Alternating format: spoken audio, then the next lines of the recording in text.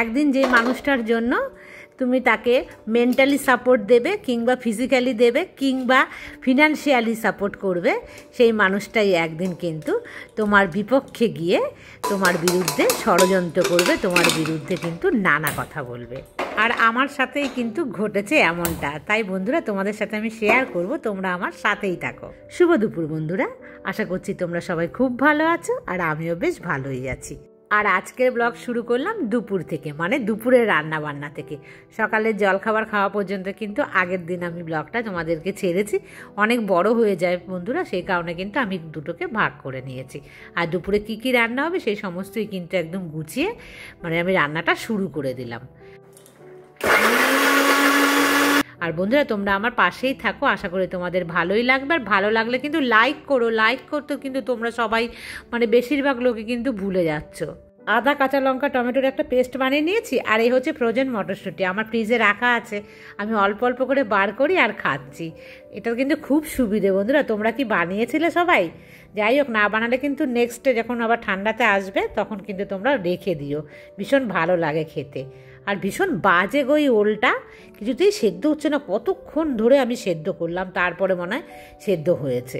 আর এই যে কাটা পোনা মাছ, মানে একদমই ছোট একটা রুই মাছের বাচ্চা বলো না, সে পোনা মাছ নিয়েছিলাম। তো সেই ওজন ছিল বলছি তোমাদেরকে 400 গ্রাম।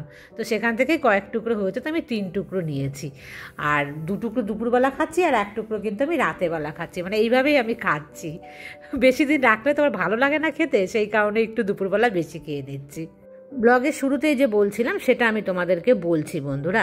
তার আগে একটু সাবধান করে দিই তোমাদের, যারা আমার থেকে মানে কম বয়সী, যেমন আছো তুলি আছো, সঞ্চিতা আছো, স্বর্ণালী আছো, আরও যারা যারা আছো, আমার এই মুহূর্তে নাম মনে পড়ছে না, মানে তাদের তো বয়সটা অনেক কম, তারা সাবধান হয়ে যাও।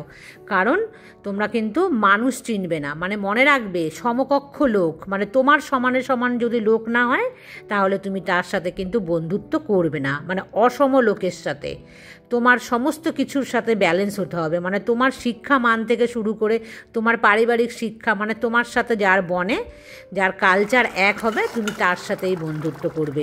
যদি তুমি মনে করো বন্ধুরা, এটা কিন্তু একটু ভাজা মশলা ছিল, জিরে, দারচিনি আর এলাচের যে ডাস্ট সেটা দিয়ে দিলাম।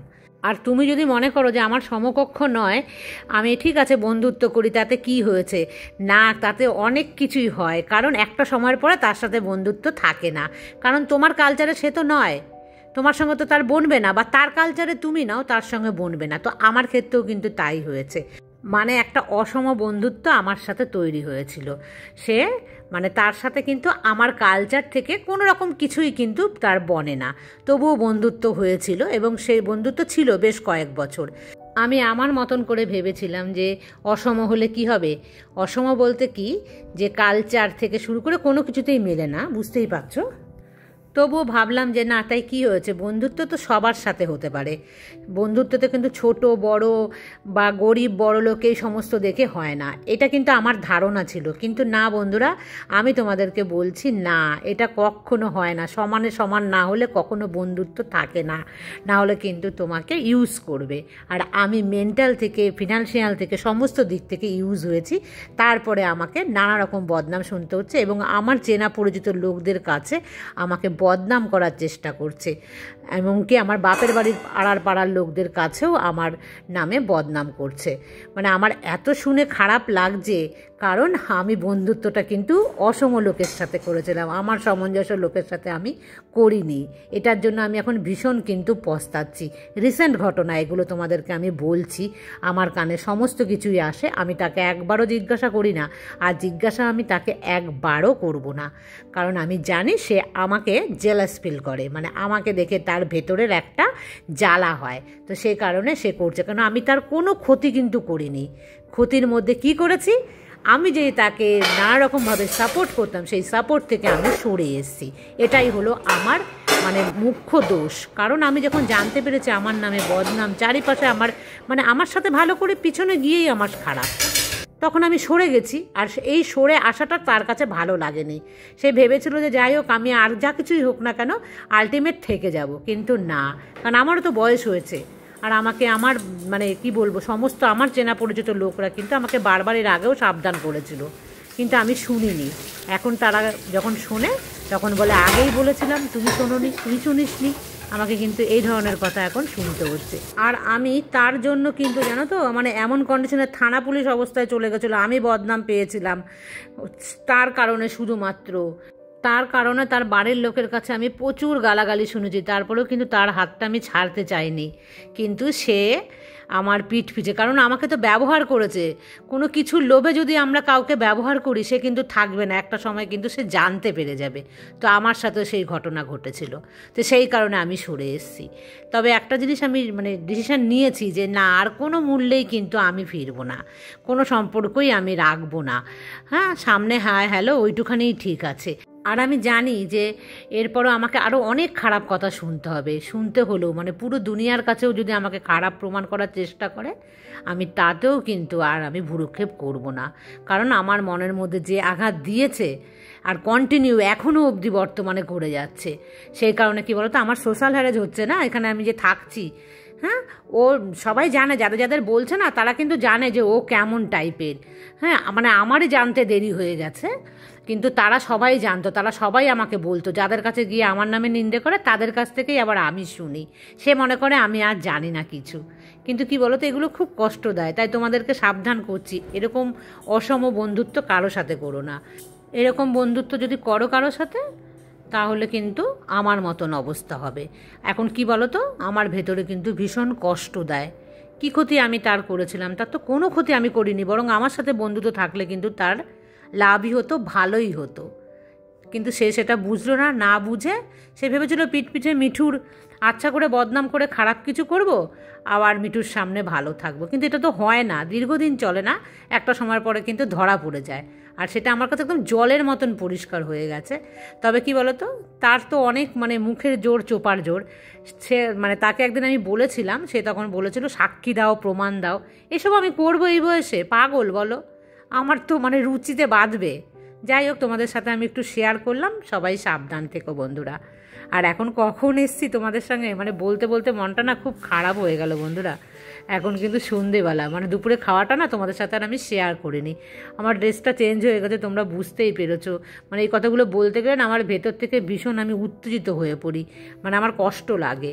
তো ভেবেছিলাম তোমাদের সবার নাম নেব, তো আমি না সেগুলো কিন্তু নিতেই পারলাম না বন্ধুরা। তো সন্ধে পুজো দেবো, তো তার আগেই দেখো নিচে কিন্তু ঘরটার ঝাড়ু দিয়েছি, সেটা আর তোমাদের সাথে শেয়ার করলাম না। দুপাশে দুয়ারে জল দিয়ে সমস্ত কিছু তালা তোলা দিয়ে কিন্তু আমি দেখো দিন থাকতে থাকতেই বন্ধ করে দিচ্ছি সমস্ত কিছু।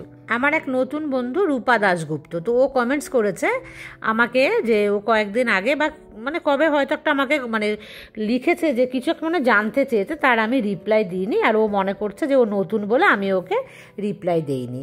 তা কিন্তু একদমই নয়, নতুন বলে না। আমার কাছে যারা যারা এখন রিসেন্ট আমি যাদের নাম নিয়েছি তারা কিন্তু প্রত্যেকেই নতুন। তো আমার হয়তো কোনো একটা মিস্টেক হয়ে গেছে, আমি কমেন্ট সেকশনে গিয়ে দেখছিলাম, কিন্তু কোন কমেন্টসটার আমি যে রিপ্লাই দিইনি আমি কিন্তু বুঝতে পারিনি, বিশ্বাস করো। আমি মানে জ্ঞানত অবস্থায় কিন্তু বলবো না, এটা আমার একদমই উদ্দেশ্য নয়। আর ওকে আমি মানে জানিয়েছি কমেন্টসে, মানে লিখেছিলাম যে কি কোশ্চেনটা করেছিল, একবার যদি আমাকে বলো তাহলে আমি আজকের ভিডিওতেই বলে দেবো। যাই হোক, ও আমার কিন্তু রিপ্লাইটা মানে আর কিন্তু ও জানায়নি, তাই আমি বুঝতে পারলাম না। রূপা, তুমি রাগ করো না, যদি মানে কি বলেছিলে আমি সত্যি বলছি। আর অত কমেন্টস তো গিয়ে গিয়ে দেখা যায় না, হয়তো আমার মিস্টেক হয়ে গেছে। যদি কিছু জানার থাকে তো তুমি আমাকে বলো, অবশ্যই আমি বলবো। আর তোমরা যদি এরকম করে না বলো আমি কি করে বুঝবো বলো? কারণ অনেক কমেন্টস তো আমার অনেক সময় কি একটু তালগোল পাকিয়ে যায়, বা হয়তো আমি মনে রাখতে পারি না। আর আমি তার জন্য চেষ্টা করি সব সময় কিন্তু তোমাদের রিপ্লাইগুলো দেওয়ার। তা তুমি আমাকে জানিও, তুমি রাগ করো না। আমি বুঝেছি তুমি রাগ করেছো, আমাকে কিন্তু কমেন্টসে আমার আর রিপ্লাইটা তুমি দাওনি। তাহলে দেখো আমি তো কতজনের রিপ্লাই দিই না, তুমি আমার রিপ্লাইটা দিলে আমি খুব খুশি হতাম, তাহলে কিন্তু আমি বলে দিতাম ব্লগে। যাই হোক, নেক্সটে বলো, আমি অবশ্যই দেবো। আর এখন সন্ধেবেলা চলে এসেছি বন্ধুরা, মুড়ি আর একটু হচ্ছে শুকনো বাদাম ভাজা। আর এই বাদাম কিন্তু ফ্রিজে রাখি, আর এই বাদাম একদম ভালো ক্রাঞ্চি থাকে, মানে শক্ত থাকে, কিন্তু খেতে বেশ ভালো লাগে ফ্রিজে রাখলে। আর একটুখানি জল খেয়ে নিচ্ছি, তারপরে এসছে কিন্তু মুড়ি আর বাদাম খেতে সন্ধেবেলা। এখন সন্ধে পুজো দিয়ে দিয়েছি তোমাদের, হ্যাঁ দেখিয়েছি একটুখানি, আর বেশি দেখায়নি।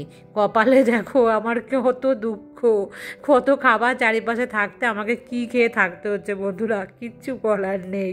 মুড়ি বাদাম খেয়ে ঘন্টা দুয়েক এডিটিং করলাম, তারপর রাতের খাবার বাঁধাকপি আর ওই পোনা মাছ রান্না হয়েছিল ওল দিয়ে, সেটাই।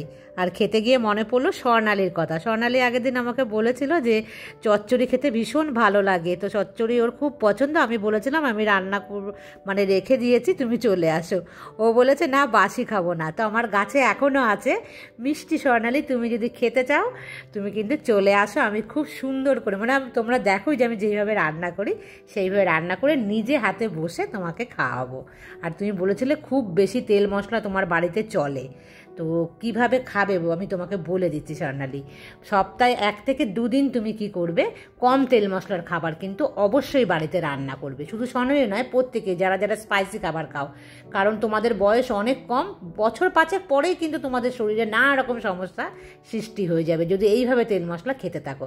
সেই কারণে প্রথমে কী করবে, সপ্তাহে 2 দিন চুজ করবে যে এই দিন আজকে কিন্তু বাড়িতে তেল মশলা কম খাবার খাওয়া হবে, আর বাকি দিন খাও। আস্তে আস্তে করে কমিয়ে নিয়ে আসবে এইভাবে তেল মশলাটা কম খাওয়া।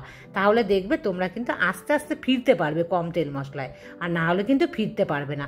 আর কম বয়সে জীবের একটুখানি রুচি বেশি থাকে, মানে তখন মনে হয় যেন টেস্টি টেস্টি খাবার খাই। আমার এই বয়স আসলে ততক্ষণে কী হবে, তোমাদের টেস্টি খাবারটা তোমরা বুঝতে পারবে মূল্যটা, কিন্তু ততক্ষণে শরীরের হাল কিন্তু মানে 12টা বেজে যাবে। তাই জন্য সবাইকেই বলছি, স্বর্ণালীর সাথে সাথে প্রত্যেকেই তোমরা যে সাবধান হও, কম তেল মশলাযুক্ত খাবার খাও, নাহলে নানা রকম সমস্যা, হার্টের সমস্যা, নার্ভের সমস্যা, নানা সমস্যা কিন্তু সৃষ্টি হয়ে যাবে খুব কম বয়সেই। পুজোর কেনাকাটা সবারই তো মোটামুটি শুরু হয়ে শেষের দিকেও। আর আমিও তোমাদের যখন জিজ্ঞাসা করি, তোমরা যখন কমেন্টসে আমাকে লেখো যে এই কিনেছি ওই কিনেছি, আমার কিন্তু ভীষণ ভালো লাগে। যেমন সুনন্দা বলেছে যে ও 4টে শাড়ি কিনেছে, তারপরে পায়েল কতটা কিনেছে সেটাও আমাকে জানিয়েছে। আবার মধুমিতা থেকে শুরু করে আবার রবিবারে যাবে চৈতালি কিনতে।